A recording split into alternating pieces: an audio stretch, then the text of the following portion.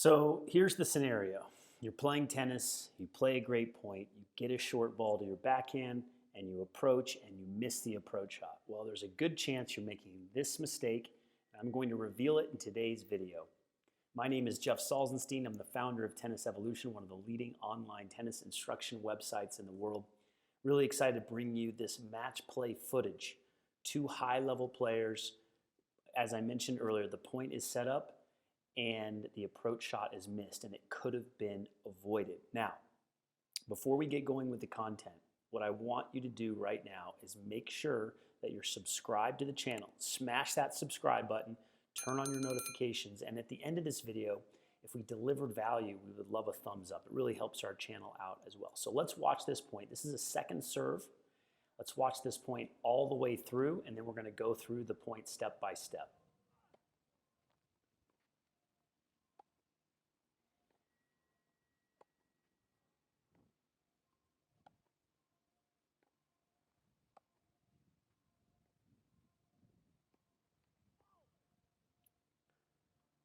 And so the point ends, and I'm going to break down the ground strokes in this point, and then that final shot that was missed. So you're going to want to stay around for the entire video so that you can see this final point that I'm going to make that can make a huge difference with your approach shot, particularly the slice backhand approach. All right, we're going to start with the second serve here. And what I want you to pay attention to is, where does the serve land? It landed somewhere in this area here, right in the middle of the box. Now, I really like that target. Now, at the higher levels, players are going to want to get the ball over here because there's a greater chance it goes to the backhand. This player gets a big crack at a forehand here. Now, on a clay court with the opponent playing this deep in the court, it's very difficult to get to their backhand. So maybe the server could move closer to the middle and serve it closer to the tee. So what's interesting is this opponent hits a return that lands here, and it goes to his backhand. What's interesting is this player's backhand is better. The returner probably should have hit a heavy ball to this corner, but he went to the strength. He went to the backhand. Now, I love this backhand right here. It's world class. He uses a lot of left arm, and you'll see he kind of sweeps across the ball. So he drops the racket. This is beautiful right here.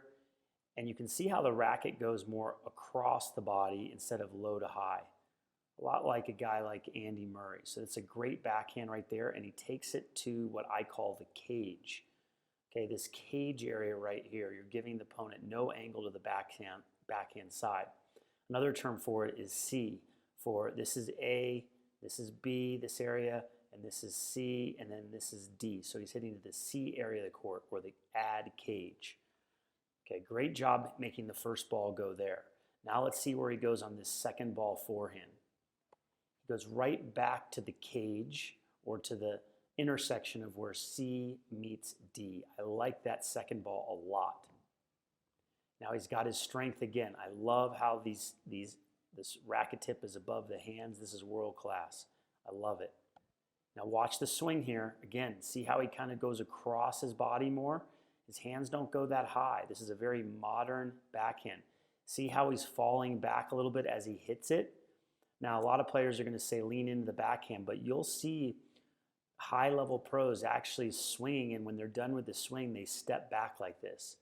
So this is very advanced and something that I recommend my advanced players to do. Okay, now what's interesting is he hits a great cross-court backhand, okay, over into the D area.